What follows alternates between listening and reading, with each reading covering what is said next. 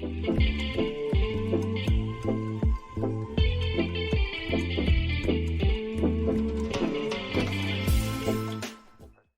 the final thing I did on this, once I've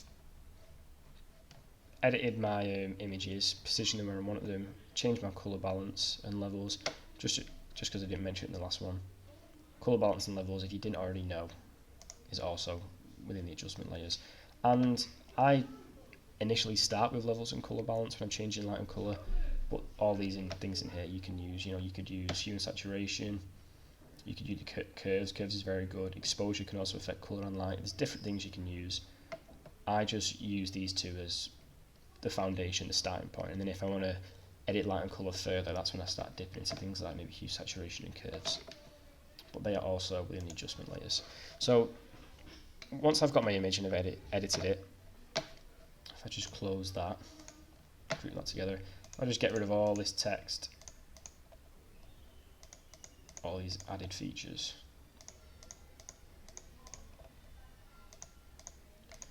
You just got it like that. It looks cool, but the thing, as I said in the previous one, and I'm sure Sir's told you, is the structure of the magazine has to look like one of those mainstream styles, because they do have sort of a formula that they follow. That's what really brings it all together. So in my main sort of banner here, I just taught you through the different things I did now. They're all simple, it's just text layers. Draw a text layer. You just select your font. I think for this top one here I used, where is it? Henry Didot. That one there for Bazaar. All you do is change the sizing. You can change the space in between the lines. You can change the space in between individual characters. You can also change the height of the text and the width of each letter. Just using these character tools here, just typed out my text. Dead straightforward. One of the things I will show you that I did, just remove this next layer. Hold on. Okay, never mind. I don't know where that's gone. We'll leave that. Ignore that. This here, this sort of like special collections that I did. Without that, the purple banner, it looked fine, but when I kind of brought everything else in, to me it just seemed a bit I don't know, it seemed a bit empty in the top corner. Just bring it all back in again. And if I'd grouped these, it probably would have made it a lot quicker. Yeah, that'll do.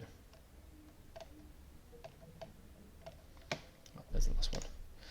So, looking at it like that, it still looks good. But because I staggered most of my text down here, and changes in colour down here, just with the one Zendaya cover line on the right hand side, to me it just felt a little empty up here. So just to give it a bit more character and fill the space more, I brought in this purple banner, special collections. I was just looking at Bazaar front covers, seeing what they did, things I could just steal basically, because you know that's what it's all about really. Just look at a magazine cover you like the style and format of and just take it.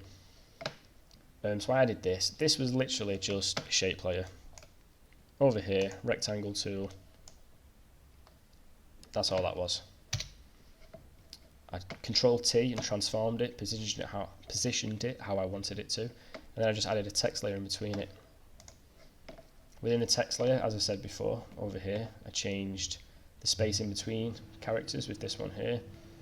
On the special, I increased the thickness of each letter just to kind of give it a bit of just to change the difference between the two. And you'll notice this shadow under here, all that was, I can find it in my layers, was just a drop shadow. So on any shape, text layer, things like that, if you if you double click on the right hand side of the layer, should I say, it'll bring up this layer style control section here. Different things like, this is mainly for text and shapes, but bevel and emboss, strokes, inner shadow, glows, things like that, which are really good for text and stuff like that. This was just a drop shadow. Come down here, change the the opacity of it, if you want it darker, lighter. You can change the angle to where the shadow goes, the distance of it. You can just, again, it's just trial and error, play around with it. You can, and on the contour section, you can actually change how it appears. So that one's just a shadow with just a line. That one's shadow with a bit of space and then a line. You can just, again, just play around with it, whatever you fancy. I just liked a clear shadow, standard one, and it just added a bit more character as opposed to just putting a banner on it. If I just hide that, still looks cool, but I feel like that just added a bit something extra to it. Little things like that just kind of bring it together. The other thing as well with over here, I with the top 10 styling tips, just by changing the colour and sort of like positioning of those of your text, can just add character to the magazine, as opposed to just having it as just block letters all the way down. This kind of just added something different, and again, when you get to this stage in the magazine, it's nothing complex. It's just text layers, changing colours, changing positionings. That's all it was. Pretty much wraps up this one, to be honest. I mean, the main thing I was trying to show you was the gradient map, which in itself wasn't a very complex thing, but you're left with quite a sleek design. It's a cool effect to having it. More of something a bit more alternative for a mainstream magazine, because usually it is just, for example, the standard just cut out image, nothing more added to it. So hope this helped, guys. Hope it helped give you some ideas maybe. And if not, you can always message me if you've when you get to the part of your course, if you need any inspiration or you're trying to build an ideas. But this is just another example of a magazine cover and different styles that you can work with it.